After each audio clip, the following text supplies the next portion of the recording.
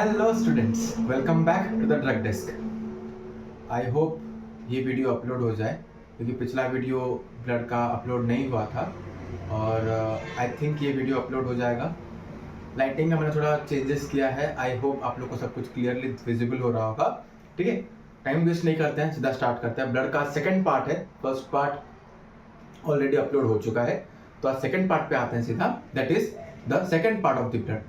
पिछले पार्ट में हम लोगों ने up to formation of haemoglobin तक हमने कंप्लीट कर लिया था। तो आज सीधे आ जाते हैं हमारे किस टॉपिक पे, एनीमिया पे। फर्स्ट ऑफ ऑल, एनीमिया होता क्या है? देखा जाए तो एनीमिया एक डिजीज कंडीशन है जिसमें क्या होता है, हमारा आरबीसी में डिस्ट्रक्शन होना शुरू हो जाता है। जनरली आरबीसी हम लोग का जो एनीमिया होता है वो दो चीजों के लिए होता है। फर्स्ट, जब हमारा रेड ब्लड सेल्स में डिस्ट्रक्शंस हो या फिर उनमें कुछ तरह का खामियां या फिर खराबी हो, ठीक है, जिन्हें हम कहते हैं इम्पेयर्ड आरबीसीज, जो लोग ठीक सही से मैच्योर नहीं हुए होंगे, ठीक है, वो आरबीसी।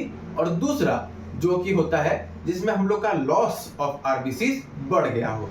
जैसे हमने पढ़ा था कि स्प्लीन और बोन मैरो से हम लोग का रेड ब्लड सेल्स फॉर्मेशन होता है और graveyard of the cell is the spleen. तो जैसे ही हम लोग का अगर डेथ रेट ऑफ आरबीसीज अगर बढ़ जाए बॉडी में, हमारा आरबीसीज काउंट घट जाए बॉडी में, that is the case of anaemia. तो एनीमिया होता कब है? दो चीजों के लिए होता है। फर्स्ट, जब हम लोग का बॉडी में आरबीसीज का इम्पेयरमेंट हो, मतलब वो लोग वीक हो जाए, उनका स्ट्रेंथ सही ना हो। और दूसरा, जब उनका डिस्ट्रक्शन ज्यादा होने लगे, ठीक है। तो इन दो कारणों के वजह से एनीमिया होता है। तो जनरली देखा जाए तो science and symptoms of anaemia में वीकनेस, हम लोग का इम्यूनिटी पावर चला जाता है, लॉस ऑफ कॉन्शियसनेस हो जाता है, बहुत बार पेन होता है, हम लोग का स्किन काला पड़ मतलब सफेद पड़ जाता है, पेल स्किन जिसे हम लोग कहते हैं, पीला पड़ जाना, ठीक है, हमारा बॉडी ठंडा पड़ जाता है। ऐसे बहुत कुछ साइंस एंड सिम्टम्स हमारे एनीमिया में होते हैं, ठीक है। तो अब आ जाते हैं हमारे सीधे एनीमिया के टाइप्स पे। तो अब आ जाते हैं हमारे टाइप्स ऑफ एनीमिया में। तो जैसे मैंने बताया, एनीमिया होता किस लिए है, उसके दो रीजंस हैं। फर्स्ट, इम्पेयर्ड आरबीसीज, और जब उनका लॉस ज्यादा होने लगे। तो इम्पेयर्ड आरबीसीज में देखा जाए तो 4 एनीमिया आते हैं और लॉस ऑफ आरबीसी में 2 तरह के एनीमिया आते हैं, ठीक है। तो ये जो हम लोग का आ जाता है, इसमें आता है कौन कौन सा? Iron deficiency, megaloblastic anaemia, pernicious anaemia and hypoplastic anaemia. उसी तरह जब हम दूसरी तरफ देखते हैं तो आ जाता है कौन कौन सा? Haemolytic anaemia and haemorrhagic anaemia, ठीक है। तो एक एक करके हम इन पे अब इनको एक एक करके समझते हैं। सबसे पहले आयरन डेफिशिएंसी एनीमिया। हम सबको पता है आरबीसी प्रोडक्शन में या फिर ब्लड प्रोडक्शन में 2 चीजें बहुत जरूरी होती हैं। First is the folic acid and another is the vitamin B12। और क्योंकि हमारे पास आरबीसीज में हमारा हेमोग्लोबिन होता है और haemoglobin is the thing of making the red blood cells red, ठीक है। और हेमोग्लोबिन में जैसे मैंने बताया था कि एक part haem, that is the हम लोग का iron part, and globin is the protein part, ठीक है। तो आयरन डेफिशिएंसी एनीमिया में वही होता है, क्या होता है, हमारा जो टोटल ब्लड रहता है उसमें आयरन एब्जॉर्प्शन करने का ताकत कम जाता है, ठीक है। ये बहुत से चीजों के लिए होता है, इसके कॉजेस बहुत सारे हैं। जैसे कि इन फीमेल्स मेंस्ट्रुअल साइकिल्स के कारण से उनका जो ब्लड का लॉस होता है, जो ब्लड में जो उनका ब्लड मैच्योर होने से पहले ही वो सब कुछ हमारे बॉडी से मतलब फीमेल्स के बॉडी से रिमूव आउट हो जाते हैं। प्लस उनका फिर रेड ब्लड सेल्स में जो पिगमेंटेशन रहता है वो खराब हो जाता है, उसके कारण से ये होता है। और बहुत से इन्फेक्शंस होते हैं, जैसे ring worm infections, worm infections, उन सब के कारण से भी ये होता है। प्लस गैस्ट्रोइंटेस्टिनल अल्सर, आप सबने नाम सुना होगा, GIT अल्सर्स, माउथ अल्सर्स, आपने नाम सुना होगा। हम लोग का जब इंटरनल ब्लीडिंग होता है, हम लोग का गैस्ट्रिक, हम लोग का पेट में, स्टमक में जब भी इंटरनल ब्लीडिंग होता है, तब चांसेस होता है कि iron deficiency anaemia rise up हो, ठीक है। तो इसकी ये तो हो गया एक। इसमें एक मेजर चीज आता है जो कि हम सबको याद होना चाहिए, that is the vitamin A deficiency commonly इसमें होता है, ठीक है। नेक्स्ट आ जाता है हमारा second part, that is the megaloblastic anaemia. Megaloblastic anaemia generally होता है विटामिन बी फॉलिक एसिड के मेगालोब्लास्टिक होता है जनरली फॉलिक एसिड के डेफिशिएंसी की वजह से। जब हमारे बॉडी में फॉलिक एसिड का डेफिशिएंसी होता है तब मेगालोब्लास्टिक एनीमिया होता है। और जब हमारा बोन मैरो से सही तरीके से हमारा आरबीसीज प्रोडक्शन ना हो, only in bone marrow cases, तब मेगालोब्लास्टिक होने का चांसेस रहता है। इन द सिमिलर वे जब हम पर्निशियस एनीमिया पे आते हैं तो ये होता है due to the loss of vitamin B12। हमारे बॉडी में विटामिन B12 के कमी के वजह से पर्निशियस एनीमिया होता है। अब आते हैं लास्ट हमारे हेपोप्लास्टिक या फिर एप्लास्टिक एनीमिया पे। हाँ, एप्लास्टिक एनीमिया पे, इसे हम एप्लास्टिक एनीमिया भी कहते हैं। ठीक है, तो ये जो एनीमिया होता है ये जनरली होता है जब हमारा रेड बोन मैरो का डिस्ट्रक्शन होता है। तो रेड बोन मैरो का डिस्ट्रक्शन कब होता है? किसी तरह के टॉक्सिन्स के सामने हम लोग का जब एक्सपोजर हो जाए, और एल्स हम लोग का जब क्या होता है रेडिएशंस के सामने, गामा रेडिएशंस में जब हम लोग का एक्सपोजर हो जाता है, तब उस केसेस में हाइपोप्लास्टिक या फिर एप्लास्टिक एनीमिया होने का चांसेस होता है। अब आ जाते हैं हमारे second, that is the increase RBC loss पे। अब आ जाते हैं सेकंड हमारे इंक्रीज आरबीसी लॉस पे। इंक्रीज आरबीसी लॉस का पहला आ जाता है हेमोलाइटिक, सॉरी मैंने गलत लिखा है, यहाँ पे HAE होता है, ठीक है, HAEMO होता है। तो हेमोलाइटिक एनीमिया में क्या होता है, जब हम लोग का जो ब्लड है, जो आरबीसी है, वो देखो होता क्या है, हमारा ब्लड में आरबीसीज है, तो आरबीसीज मैच्योर होने के बाद जाना चाहिए स्प्लीन में फॉर डिस्ट्रक्शन। ठीक है, मैच्योर आरबीसीज। कुछ केसेस में क्या होता है, हम लोग का जो आरबीसी सेल होता है वो ब्लड वेसल्स में ही डिस्ट्रॉय हो जाता है। ठीक है, ब्लड वेसल्स में, मान लो अभी तुम लोग के पास एक गुब्बारा है, वो तुमको घर जाके फोड़ना चाहिए, बट वो रास्ते में ही फूट गया। ठीक है, इन द सेम वे तो उसके अंदर का जितना हवा है सब बाहर आ जाएगा, जहां पे तुम लोग प्रेजेंट हो वहां पे सब आ जाएगा। सिमिलर वे में क्या होता है, जब हेमोलाइटिक एनीमिया होता है तो वो हम लोग के ब्लड वेसल्स में ही बस्ट कर जाता है। ठीक है, जैसे हम लोग कहते हैं हेमोलाइसिस हो जाता है उसका, मतलब वो टूट जाता है, ब्रेक डाउन हो जाता है। तो वो जो ब्रेकडाउन होता है उसके अंदर का जो सारे पार्ट्स होते हैं वो सारे वहीं पे रिलीज हो जाते हैं, जिसके कारण से बाकी सारे ब्लड वेसल्स को, बाकी सारे ब्लड सेल्स को भी दिक्कत होता है। उस दिक्कत के कारण क्या होता है, हेमोलाइटिक एनीमिया होता है। इन द सिमिलर वे जब हम लोग हेमोरेजिक एनीमिया पे आते हैं तो इसमें क्या होता है, हमारा जो टोटल आरबीसी का सेल होता है वो मतलब ज्यादा टाइम तक हमारे बॉडी में रिलीज हो जाता है। मतलब क्या होता है, फॉर एग्जाम्पल अभी तुम लोग खेल रहे हो और कहीं गिर गए और तुम लोग का ब्लीडिंग फॉर 2 to 3 टाइम्स तक वो हो ही रहा है, 2-3 घंटे तक वो हो ही रहा है, वो बंद नहीं हो रहा है। ठीक है, जिसे हम बोलते हैं ना, for due to heavy bleeding उसका जान चला गया, that is this thing. Heavy bleeding के कारण जो एनीमिया होता है, क्योंकि हमारे बॉडी से मैक्सिमम अमाउंट ऑफ आरबीसीज हमारे बॉडी से अभी रिलीज हो चुके हैं, ब्लड रिलीज हो गया, आरबीसीज रिलीज हो गया, हम लोग के बॉडी से बाहर निकल गए, इसी कारण से हेमोरेजिक एनीमिया कहते हैं। नाम हेमोरेजिक, हेमोरेज का मतलब होता है ब्रेक डाउन, या फिर हम लोग कह सकते हैं हेमोरेजिक मतलब बाहर निकल जाना। ठीक है, हेमरेज हो जाना मतलब टूट जाना। ठीक है, उस हिसाब से इसे याद रख सकते हैं। इन सब के अलावा एक और एनीमिया होता है, जैसे हम लोग कहते हैं सिकल सेल एनीमिया। तो सिकल सेल एनीमिया में होता क्या है, जो हमारा आरबीसी होता है, हम सबको पता है हम लोग का आरबीसी स्फेरिकल इन स्ट्रक्चर होता है। ठीक है, तो स्फेरिकल इन स्ट्रक्चर ना होके हम लोग का जो आरबीसी है वो जब सिकल सेल में आ जाए, sickle cell in the sense वो हाफ बन जाए, मतलब ये टोटल लंबा सर्किल है। सिकल सेल एनीमिया में हम लोग का जो सेल होगा वो कुछ इस तरह का बनेगा। ठीक है, तो इस तरह के जब को हम लोग का वो बनेगा, हम लोग का सेल, हम लोग का आरबीसी जब हाफ मून की तरह बनेगा, तब उस टाइम पे हम लोग को क्या होगा, सिकल सेल एनीमिया होने का चांसेस रहता है। ठीक है, इसी के साथ हम लोग का एनीमिया टॉपिक यहीं पे खत्म। ब्लड ग्रुपिंग जब हम लोग पढ़ते हैं तो हम सबको मालूम है ब्लड ग्रुप हमारे पास 4 तरह के होते हैं, that is blood group A, blood group B, blood group A B and blood group O. फिर सबके पॉजिटिव नेगेटिव होते हैं। तो सबसे पहले ब्लड ग्रुपिंग होता क्या है, ये हम लोग के बॉडी में प्रेजेंट ब्लड्स का एंटीजन एंटीबॉडी फॉर्मेशंस या फिर कंपैटिबिलिटी चेकिंग किया जाता है, कौन सा ब्लड किसके अगेंस्ट में कैसे काम कर सकता है। ठीक है, जनरली ये ब्लड ट्रांसफ्यूजन के टाइम पे हमें बहुत काम में आता है कि जब किसी बॉडी में ब्लड डेफिशिएंसी हो जाए तो उसे ब्लड देने के लिए हम कौन सा ब्लड यूज करेंगे। ठीक है, सबके बॉडी में अलग अलग ब्लड होता है, सबके बॉडी में मतलब मेरा बॉडी में अगर कोई ब्लड ग्रुप है तो सामने वाले के बॉडी में जरूरी नहीं कि मेरा जैसा सेम ब्लड ग्रुप हो, पर हो भी सकता है। सबका अलग अलग ब्लड ग्रुपिंग होता है, बस सबके लिए एक एक ब्लड ग्रुप नहीं होता है। यही 4 होते हैं जो कि सबके बॉडी में डिफरेंट डिफरेंट हिसाब से प्रेजेंट रहता है। ठीक है, तो अब ब्लड ग्रुपिंग किया कैसे जाता है। जनरली जब भी ब्लड ग्रुपिंग किया जाओ, जब भी तुम लोग ब्लड ग्रुपिंग पढ़ो, सबसे पहला चीज याद रखना कि इसे डिस्कवर किया था कार्ल लैंडस्टीनर ने इन द ईयर 1901 और इसके लिए उन्हें नोबेल विनर मतलब नोबेल प्राइज दिया गया था इन द ईयर 1930 में।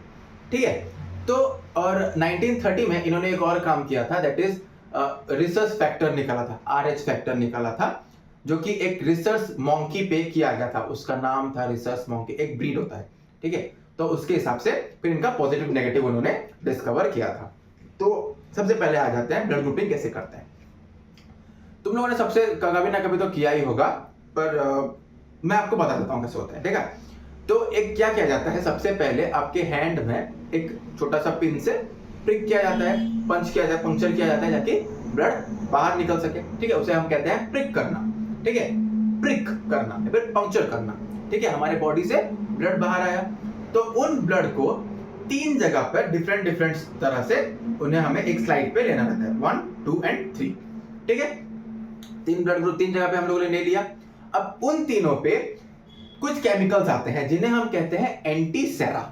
ठीक है, उस एंटीसेरा को अब एक एक करके सब पे डाला जाता है। सारे एंटीसेरा अलग अलग होते हैं, कुछ होते हैं एंटीसेरा A, कुछ होते हैं एंटीसेरा B, कुछ होते हैं antisera C and D। C ना बोल करके हम उसे एंटीसेरा O भी बोल सकते हैं। ठीक है, तो इसका एक टेबल है, आप लोग को नीचे दिख रहा होगा, और एक आता है antisera D। Antisera D actually use किया जाता है फॉर RH फैक्टर डिटरमिनेशन कि वो पॉजिटिव है या फिर नेगेटिव है। ठीक है, तो एक एक करके देखते हैं। तो ये जो A है, अब मान लो मैंने एक स्लाइड लिया है, उस स्लाइड पे मैंने 3 जगह पे ब्लड लिया है। अभी मान लो ये एक स्लाइड है। ठीक है, इस स्लाइड के मैंने 3 जगह पर ब्लड लिया है। ये हुआ फर्स्ट फेज, ये होगा सेकंड, ये हो गया थर्ड। आई होप आप लोग को दिख रहा होगा। ठीक है, थोड़ा और बड़ा बड़ा ले लेते हैं। ठीक है, ये मैंने 3 जगह पर ब्लड सैंपल लिए हैं। अब इन ब्लड सैंपल्स पे मैं क्या करूंगा, एक एक करके फर्स्ट पे एंटीसेरा A, एंटीसेरा B और एंटीसेरा O मैं डालूंगा। ठीक है, अब अगर ब्लड ग्रुप A रहा, ठीक है, तो एंटीसेरा A के साथ वो एग्लूमरेशन दिखाएगा। एग्लूमरेशन मतलब होता है वो मतलब क्या बोलते हैं हम लोग का जब दूध में विनेगर डाल दिया जाता है तो दूध कैसा फट जाता है, इन द सेम वे यहां का ब्लड फट जाएगा। ठीक है, तो ब्लड जब फटेगा तो जैसा दिखेगा एग्जैक्टली यहां का ब्लड सैंपल वैसा ही दिखेगा, ऐसा ग्रैन्यूल्स टाइप दिखेगा। बट बाकी दोनों में कोई चेंजेस नहीं दिखाई देगा। क्यों? क्योंकि इन दोनों में मैंने एंटीसेरा B और एंटीसेरा O डाला है, तो इस पे मुझे कोई चेंजेस नहीं दिखेगा। ठीक है, जनरली एंटीसेरा O बोल के कुछ स्पेसिफिक तो आता नहीं है। ठीक है, एंटीसेरा A और B से ही डिटरमिनेशन होता है। ठीक है, अगर एंटीसेरा A में अगर दिख गया एग्लूमरेशन तो ब्लड ग्रुपिंग A है। अगर एंटीसेरा B में एग्लूमरेशन दिख गया तो एंटीसेरा B है, तो हम लोग का ब्लड ग्रुप B है। और अगर दोनों में मेरे को एग्लूमरेशन दिख गया, मतलब दोनों में अगर मेरा ब्लड फट गया, then it is AB, blood group AB। ठीक है, और अगर दोनों में मुझे नहीं दिखा agglutination, then it is blood group O।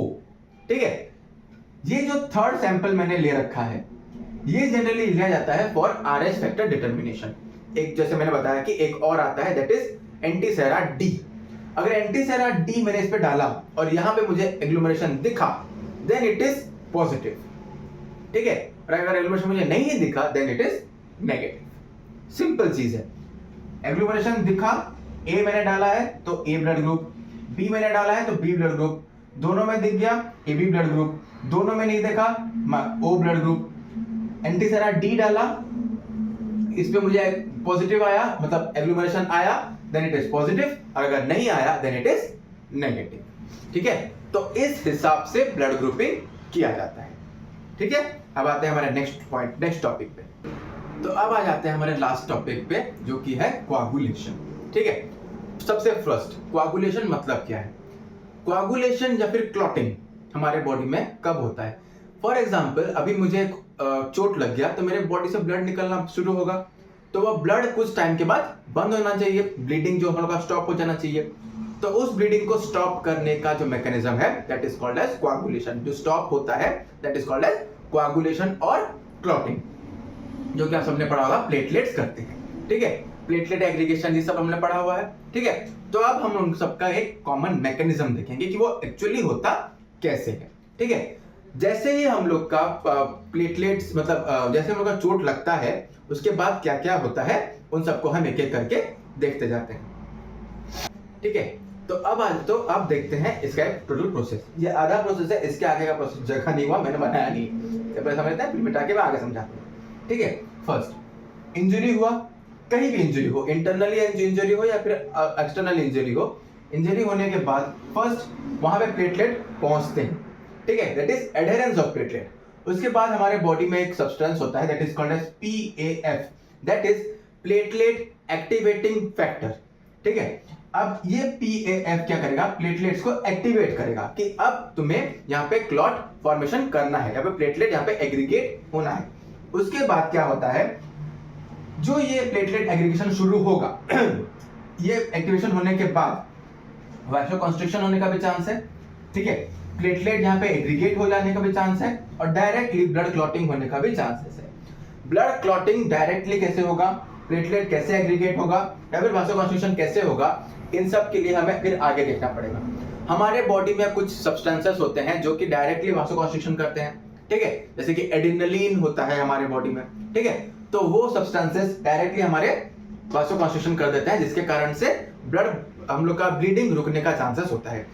इसके बाद एक स्टेप होता है, कुछ स्टेजेस होते हैं। इसके बाद होता है स्टेज 1, इसके बाद होता है स्टेज 2, इसके बाद होता है स्टेज 3, जो कि the 3 stages of blood clotting कहलाते हैं। अब उन तीनों स्टेजेस को एक एक करके हम लोग देखते हैं।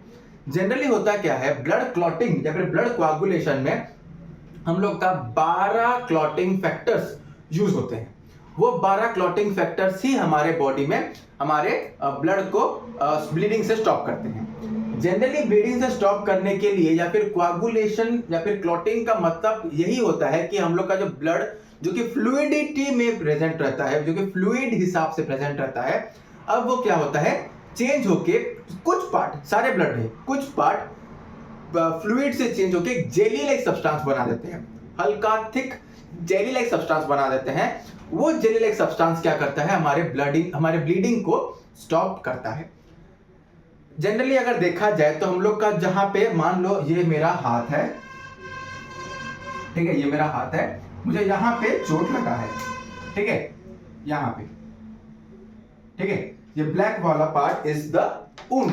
ठीक है, तो अब इस ब्लैक वाले पार्ट में क्या होगा, मैं इसको रेड से बना देता हूं। ये जो ब्लैक वाला, ये जो रेड वाला पार्ट है, दिस इज द वुंड, यहां से मेरा ब्लीडिंग निकल रहा है। तो अब ये सारे जो मैंने 12 फैक्टर्स का जो मैंने बताया, जो 12 फैक्टर्स होंगे वो एक एक करके एक्टिवेट कर, एक दूसरे को एक्टिवेट करते करते लास्ट में एक ऐसा सब्सटेंस बनाएंगे जो कि एक जेली लाइक या फिर एक नेट लाइक स्ट्रक्चर होगा, जो कि हमारे, अगर इसको मैं अगर एक्सपांड करूं, जैसे अभी ये मेरा वो पार्ट हो गया, ठीक है, जिसको मैंने यहाँ पे एक्सपांड किया, तो इसके ऊपर ना एक नेट लाइक स्ट्रक्चर बन जाता है, ऐसे ऐसे करके, ठीक है, एक जाला बन जाता है, ठीक है, एक नेट लाइक स्ट्रक्चर बन जाता है, जिसके कारण से हम लोग का ब्लड बाहर नहीं आ सकता। ये नेट लाइक स्ट्रक्चर और उसके पीछे जेली लाइक स्ट्रक्चर्स, हम लोग का ब्लड फ्लूइड प्रेजेंट रहता है, इसलिए हम लोग का ब्लड फिर यहां से फिर बाहर आ नहीं सकता। ठीक है, this is the process of clotting. अब ये टोटल प्रोसेस कैसे होता है, कौन किसको एक्टिवेट करता है, वो 12 फैक्टर्स कौन कौन से हैं, उन सबको एक एक करके हम लोग देखते जाते हैं।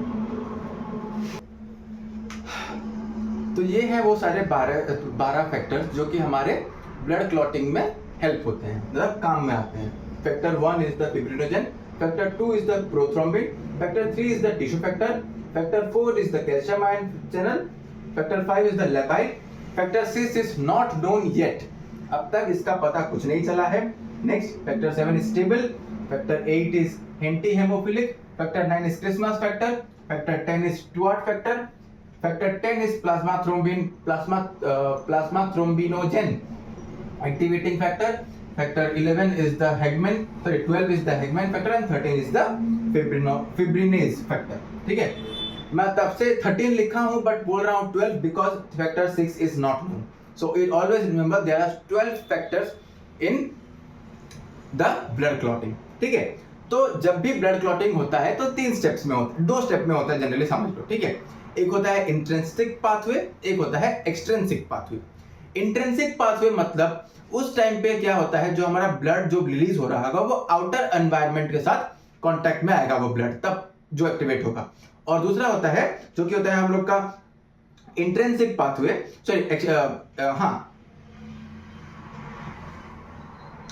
इंट्रिंसिक पाथवे में हम लोग का जो ब्लड है वो आउटर सराउंडिंग के साथ कांटेक्ट में आएगा, और एक्सट्रिंसिक में हमारा ब्लड इंटरनली जो ब्लीड हुआ होगा उसके साथ वो कांटेक्ट में आएगा, वो इंटरनली रह जाएगा।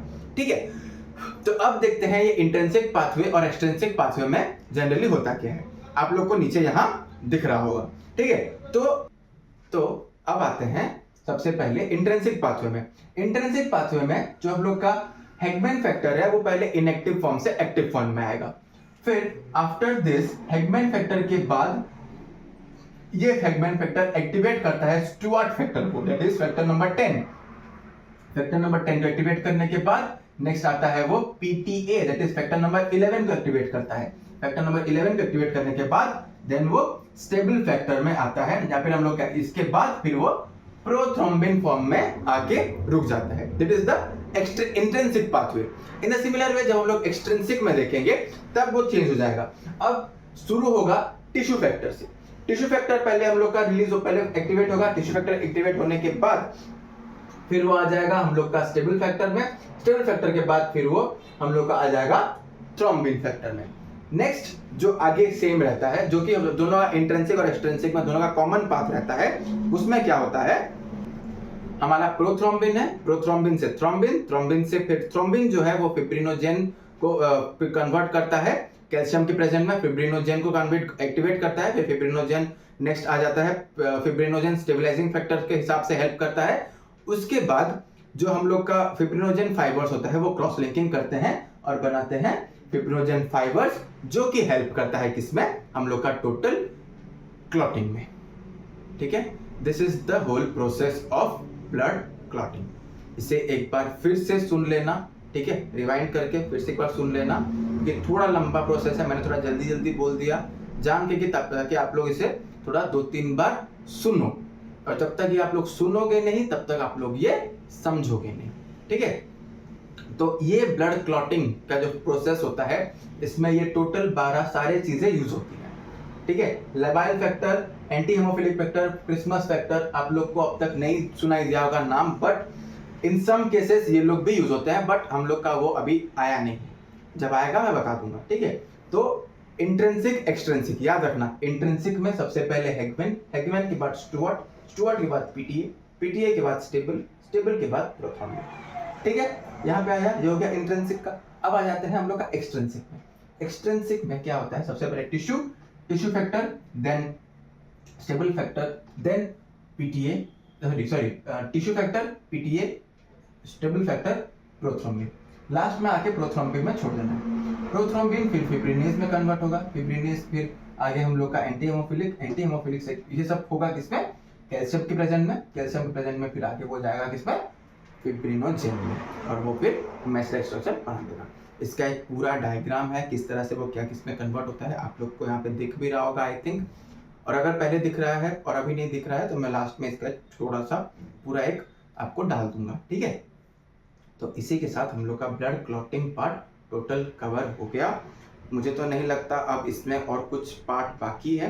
ठीक है, फिर भी मैं देखता हूँ अगर कुछ और पार्ट बाकी है तो आपको नेक्स्ट वीडियो में कवर करा दूंगा। ठीक है, तब तक के लिए इसे रिविजन कीजिए। ब्लड क्लॉटिंग बहुत बार क्वेश्चन में आता है और इनके सारे नाम आप लोग याद रखिएगा, कई बार एमसीक्यूज में पूछ लिया जाता है और जीपेट में तो ये उनका फेवरेट क्वेश्चन है, फैक्टर्स के नाम, ठीक है। तो इन सबको पढ़िए और keep educating yourself and all the best.